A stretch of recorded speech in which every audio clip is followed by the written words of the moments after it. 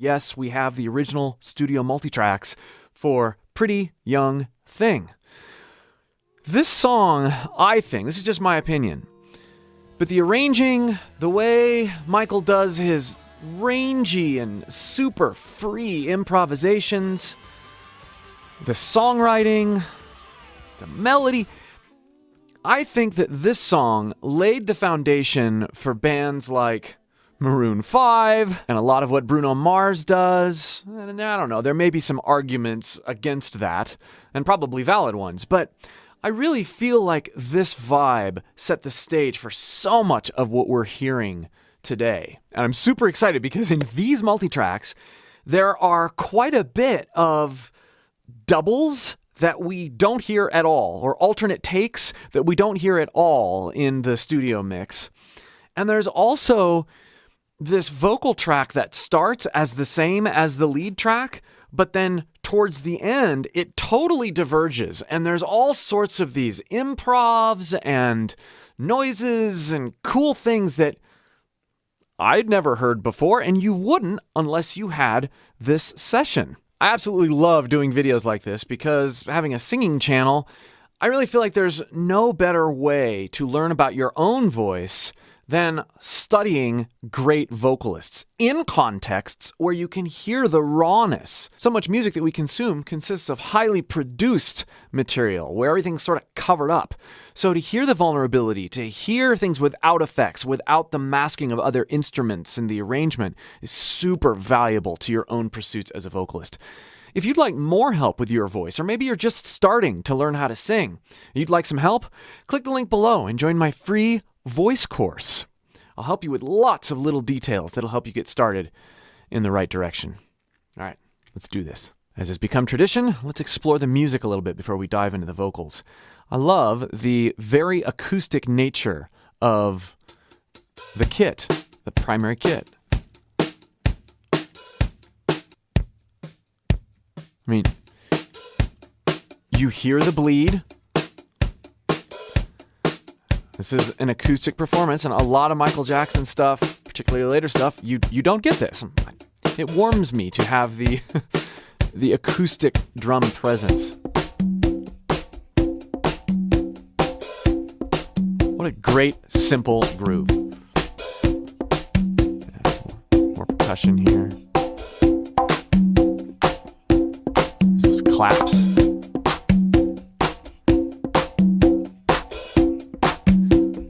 I also think it's interesting, just right here on the on these toms. Like, this is the only thing on those tracks is just these toms. Okay, and then we go into the rest of the drums. Only fill in the whole song. I think that's really key when it comes to pop arranging, especially. These drums are so simple, so just groovy. On this bass, we have an actual bass guitar with a perfectly matched synth bass.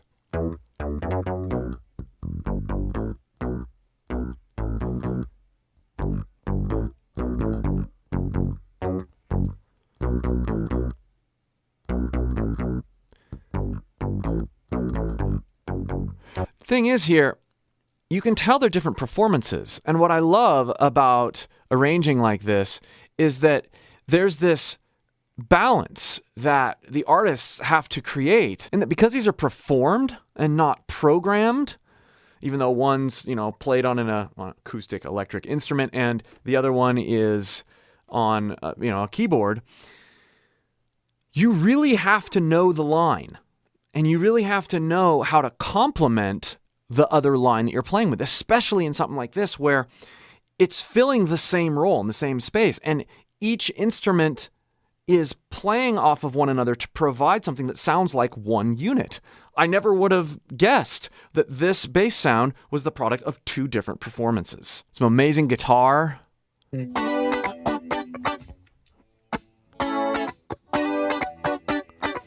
Go Kansas.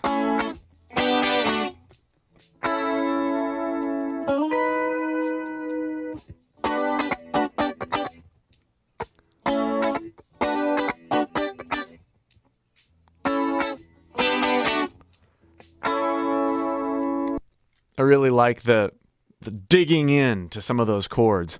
And listen here. Yeah. Some of the different layers, though. You got the clean with these really distorted sounds.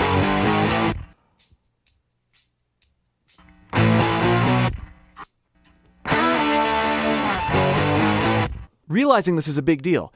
Having the same part, or almost the same part, recorded clean and recorded messy, and not necessarily messy from a performance standpoint, but from a tone and production standpoint, you get this bite and presence and definition that you couldn't possibly get out of just one guitar tone. I take the same approach, and Michael takes the same approach with vocals as well. If you have slightly different performances, slightly different tones, slightly different characters coming out of your voice when you're layering, it opens up a whole new world of depth. Oh yeah, listen to that. The shimmer of those high.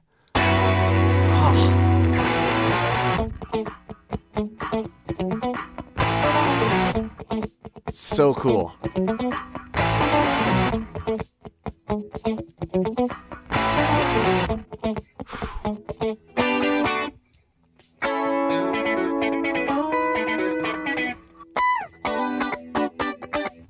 Man.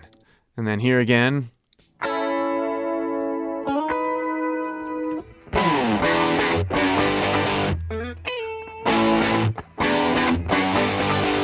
Now here we have very different things happening, right? You've got this more moving line, filling out chords and that percussive rhythm, and then you've got this,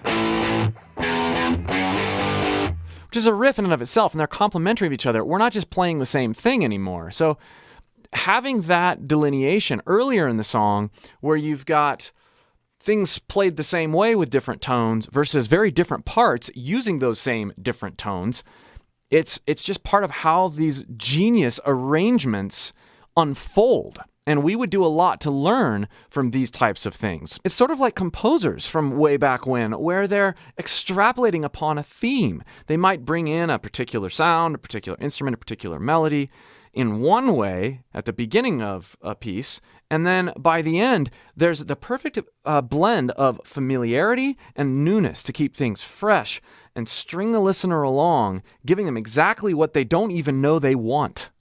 Brilliant. And some showcasing of the wonderful synth arranging.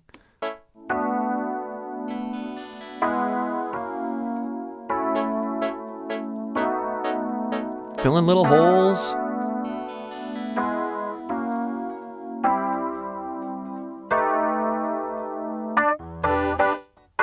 Oh. Amazing.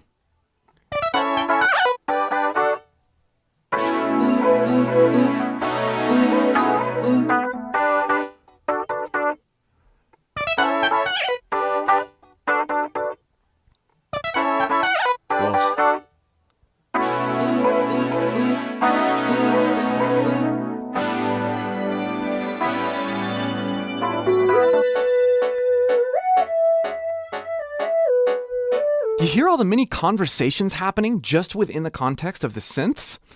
I wouldn't have heard it quite this way had we not had the isolated tracks to listen to. The fact that there's characters and conversations and little like bleeps and things happening that pull your attention to different directions, even just within the synths. Then you listen to what the guitars are doing, and then you add the vocals. It's amazing there's room for anything. But this is what I'm talking about when I say that this kind of arranging, conversational, storytelling, variations on a theme, they're all present in this song. And so much of what we hear today is built on stuff like this. All right, let's get into some vocals. Where did you come from, lady? And ooh, won't you take me there right away? Won't you, baby? Tenderoni, you've got to be. Spark my need, just sugar fly with me. You can hear some cut breaths here and there. Those are likely, these were recorded to tape and they were comped together and not always perfectly. So sometimes you get these, switches in the middle of breaths, and they are composited into one track for us people listening in the digital domain. What's interesting, though, and I mentioned this at the beginning, these two tracks are the same. Where did you come from, lady? And ooh, won't you take me there right away? Won't you, baby? You can tell that because there's this phasing. They're not exactly the same, but you can tell those aren't two separate performances, but the same performance with slightly different processing on them. Fly with me, don't you know now? Until we get to this second part here. These first couple lines. Where did you come from, lady? And ooh, won't you take me there right away? Won't you, baby? The same. Tenderoni, Still you the same. got to be. Spark my need, Now. sugar fly with me. Don't you know now is the perfect time? You can tell that they diverge. One is a different performance now than the other.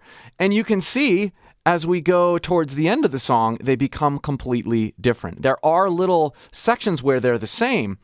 I just find that very interesting in how these tracks were organized. Why that would be the case, I don't know, but it's cool, and it snuck up on me because I thought, oh, that's just the same track, I'm going to throw that out. And then as I started listening more, I'm like, oh, wow, there's some new interesting things going on that aren't present on the final mix. Maybe the final mix is this. Maybe there are aspects of improvisations in here. I haven't gone through and been, oh, that's from the final and that's not. But nevertheless, it's fun to hear. There's definitely way more here than in the final mix. And you don't hear a double. Now, once in a while you hear a double in the original mix, but not like this. If I solo this primary track and these, listen to this sound. Where did you come from, lady? And ooh, won't you take me there right away? Won't you, baby? Tenderoni, you've got to be. Spark my need, just sugar fly with me. Don't you know now is the perfect time?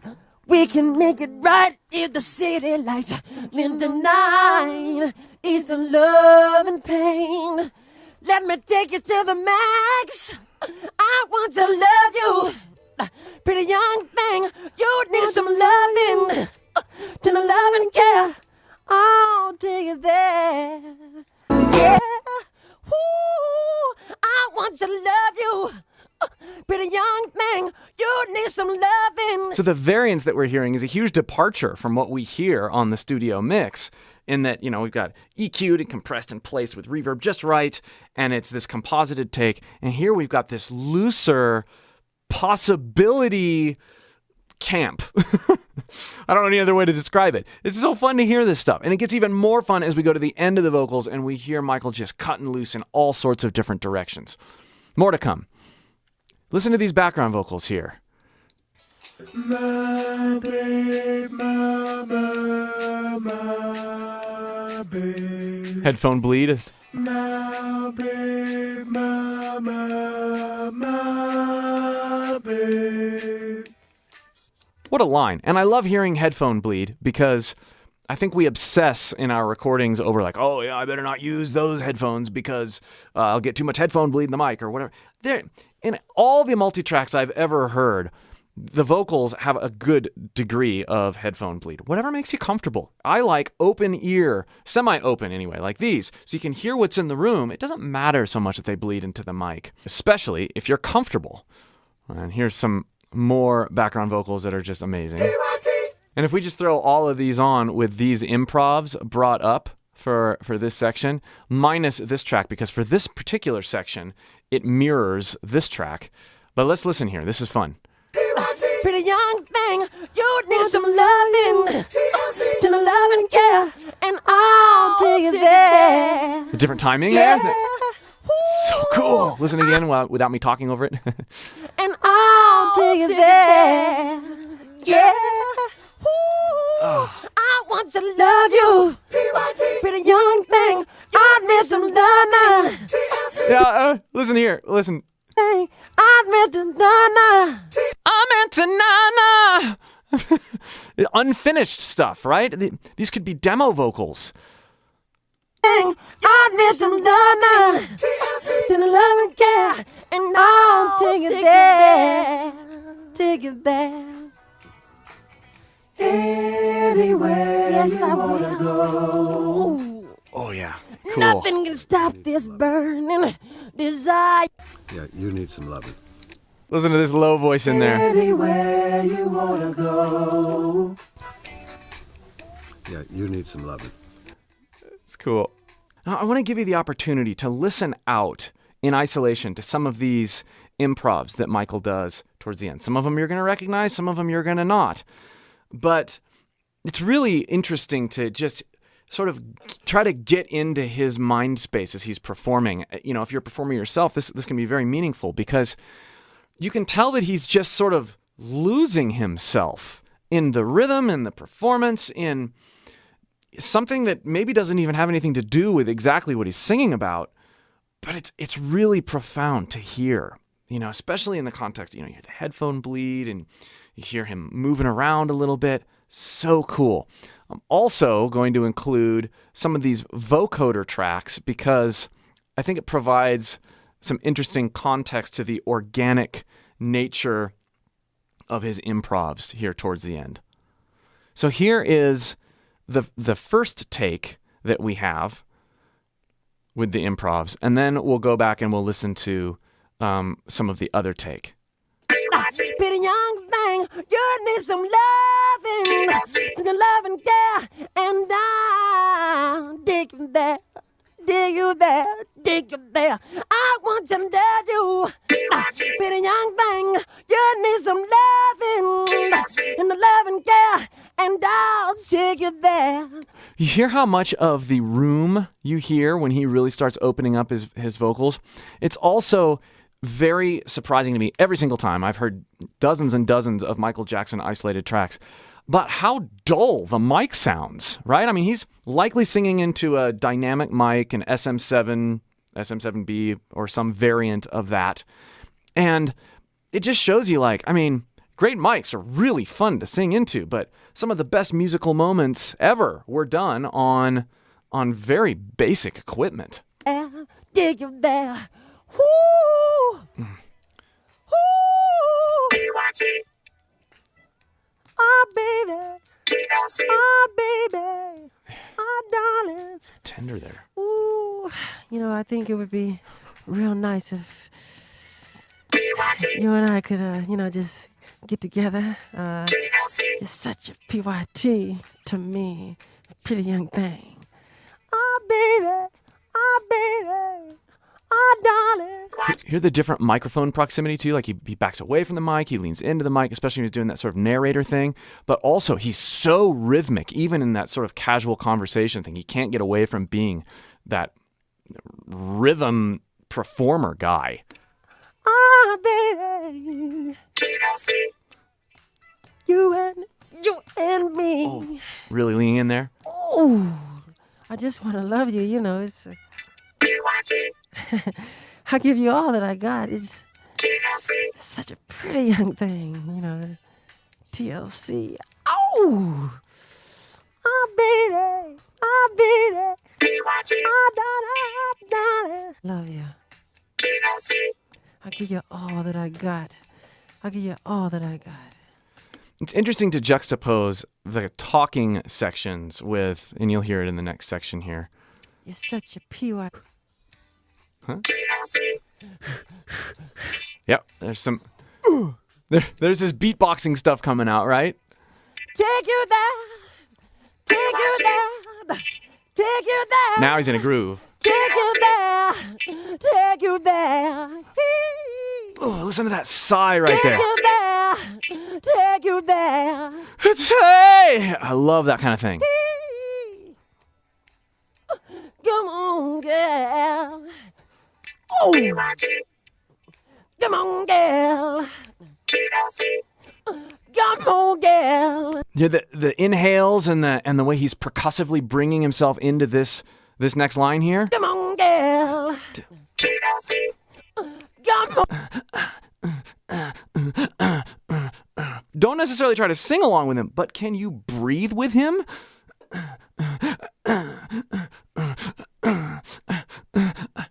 That alone is going to completely change the way you approach singing. I want to love you.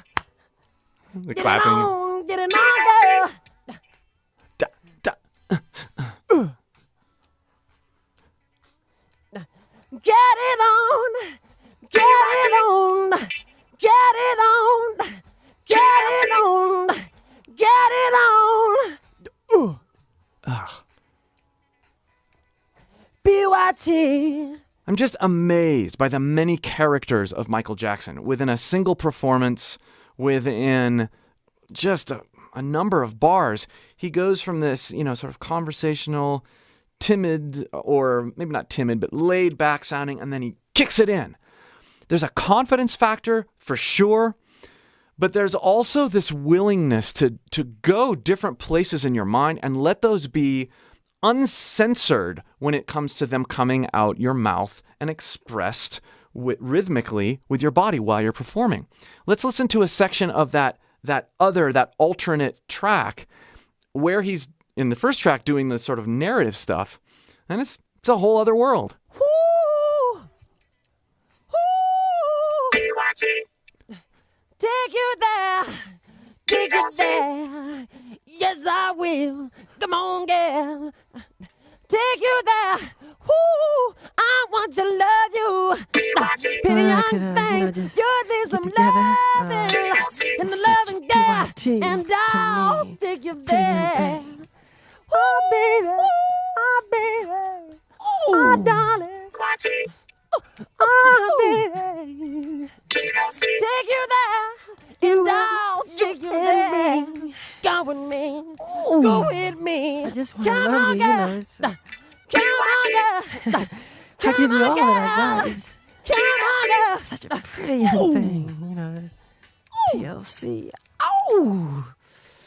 Oh, baby, I want to love you. P.Y.T. Like I said, some of this you recognize and some of it you don't. But hearing it in isolation like this, when not all of it has been included in the studio mix, is pretty special. P.Y.T. Pretty young thing, you need some loving. I give you all that I got. I Take give you you all there, that I got. take you there, take you there. Go with me. P.Y.T. Such a P.Y.T. T.L.C. It's neat to hear him go into different stages of different characters at different times based on the inspiration he had at the moment. Thanks for hanging out for this Michael Jackson breakdown. I plan to do more as long as you keep watching him. Let me know what other songs you'd like me to try and track down. We'll see you for more.